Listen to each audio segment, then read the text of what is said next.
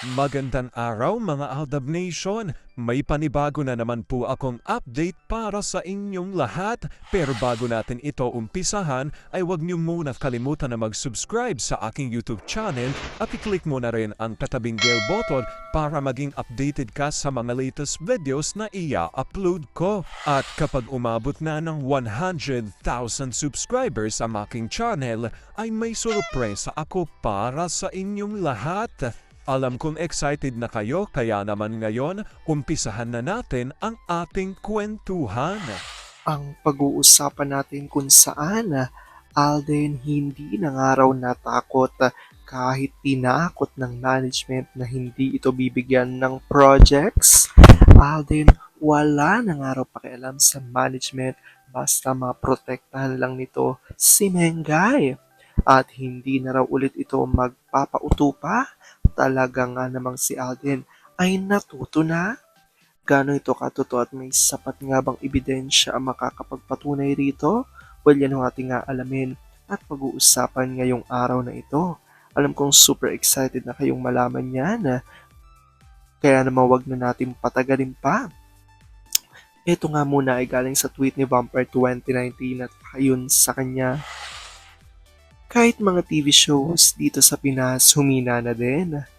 Ang mga TV ratings, mga kawawa, mas prefer ng mga tao ang Korean shows. Ang ST ng ABS na number 1 financier ng Sarsuela, pabagsak na rin. Ang TAE kahit mababa ang ratings, need nila ituloy yan. Sayang, mag 47 years na sila at 3 years na lang 50 na. Sayang ang record na the longest running TV show. Sino sa inyo ang may edited pics ng Family Man ni Doza kasamang bakla ng bayan na yung baraso ni Ganda at bakla ay missing in action at ang fest ni Totpic? Alam nyo ang mga cartoon drawing ng bulatin na malaki ang ulo at ang haba ng leeg? Parang papalapit na siya doon. Hinahanap ko, hindi ko makita. Kasi gusto ko yun eh.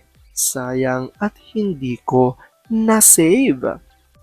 Nag-post din pala ang bakla ng bayan ng pics nila Kuno ng asawa niya sa panaginip.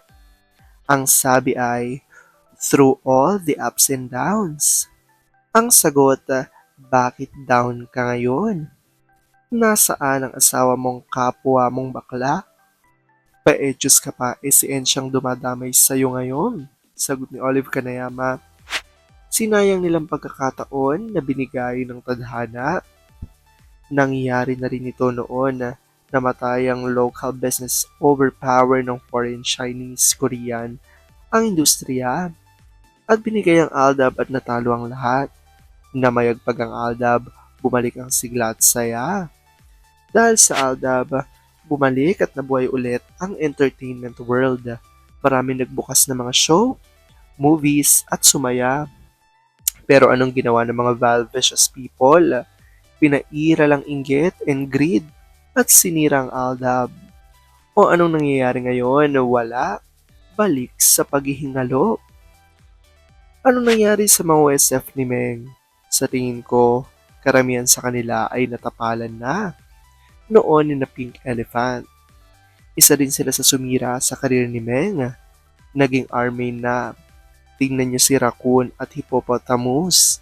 Walang kabutihan talaga ang inilunsad ng Sarsuela ni Notoviera GMA. Sa ginawa nila, nawala ng kinang ang Philippine showbiz. Naging tahimik na talaga si Dalmatian. Ayaw ata madagdagan ng kamalasan na dumating sa buhay nila. Sana naman ay tuloy-tuloy nang iwasan niyang sumali. Ipaubaya na lang kay Magna Pupit ang pagiging aktibo at mas need niya ang... Naalala ko ang movie na sinali ni na Arjo sa CFF at doon sa Locarno, Binangaw, sabi sa akin, yung sila lang mag-anak daw ata ang nanood. Kawawa naman. Alam ko nga mas na-curious pa kayo sa ating main topic ngunit bibitinin ko muna kayo ng kaunting-kaunti lamang.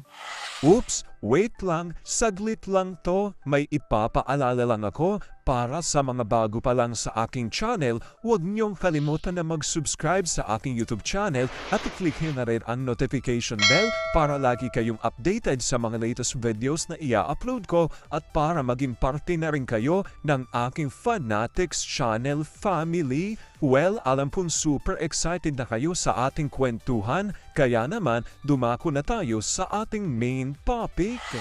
Gaano nga ba katotoo na si Alden ay hindi raw natakot kahit tinakot ng management na hindi ito bibigyan ng projects? Alden walang pakialam sa kanyang management basta maprotektahan lang si Meng at hindi na ulit ito magpapauto. Si Alden tila natuto na. Gaano ito katotoo at may sapat nga bang ebidensya ang makakapagpatunay rito? Well, yan ang ating aalamin at pag-uusapan ngayong araw na ito. Alam kong super excited na kayo malaman yan kaya naman wag na natin patagalin pa galing nga ito. Kay my name is Theo01 at ayon sa kanya, ang dahilan ng confrontation Beth, A, and management ay dahil hindi pumayag si A na tuluyang buksan ang Z 2.0 na siya at si Sakang ang bida. Na-insulto ng sobrang management ni Sakang dahil super willing si Sak na gumanap. Kaya nga naganap kunwari ang hiwalayang sakling para bigyang daan ang Z 2.0. RFJ versus Kapusanet. Nagkaroon ng matinding tensyon sa pagitan ni RFJ at management nito nung nakaraang taon. Nagkaroon di umano ng sigawan at turuan dahil sa matinding bugso ng damdamin. Nag-ugat ang lahat ng pilit pinapagawa kay RFJ ang isang bagay na ayaw nitong gawin, ang tuluyang pagbubukas ng Z 2.0. Alam nyo Kapusanet, kahit itakwil nyo si A, wala na siyang pake. Kunwari pa kayong parang walang komprontasyon nangyayari sa pagitan nyo. Tama yung ginawa nyo. Huwag nyo siyang bigyan ng work. Kawawa naman kasi yung iba nyong talents.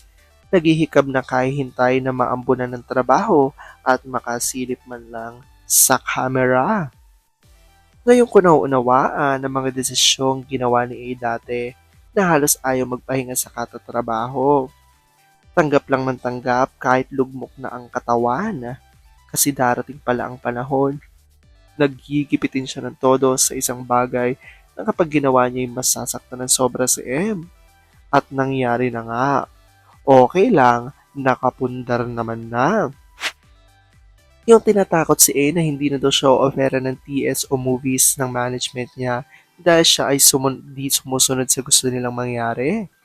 Ang akuin si Sakang as GF, kinigipit si A ng net niya ngayon.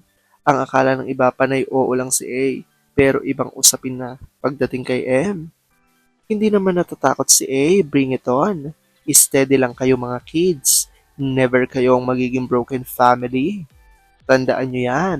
Hindi yan hahayaan ng dad at mom nyo. At kung pwede lang, huwag naman panay subuan ang dad nyo na mga kinakain nyo. Tataba ang dad nyo. Si Mimi na lang, okay? Payat-payat ni Mimi nyo. Dad nyo kasi hanggang ngayon BF pa din. Alam kong dahil dito ay tuwang-tuwa kayo sa ating binasa kung saan tila nagiging palaban na nga raw si Alden sa kanyang management at hindi na nga raw ito nagiging sunod-sunuran di umano sa kanyang network dahil mas iniisip na nito ang kapakanan at nararamdaman ni Mengay kesa sa kanyang management. Alam kong dahil dito marami sa inyo mas lalo ngayong kumakapit at naninindigan na Aldab nature is real pero sabi nga natin na kahit naroon pa man na magdedesisyon ni na Alden at Meng ay kailangan natin itong tanggapin at suportahan at dapat ay ating suportahan kung ano man ang kanilang desisyon dahil kaniyon ay kanilang kaligayahan. Maraming salamat mga Aldab Nation sa panunood. Ingat!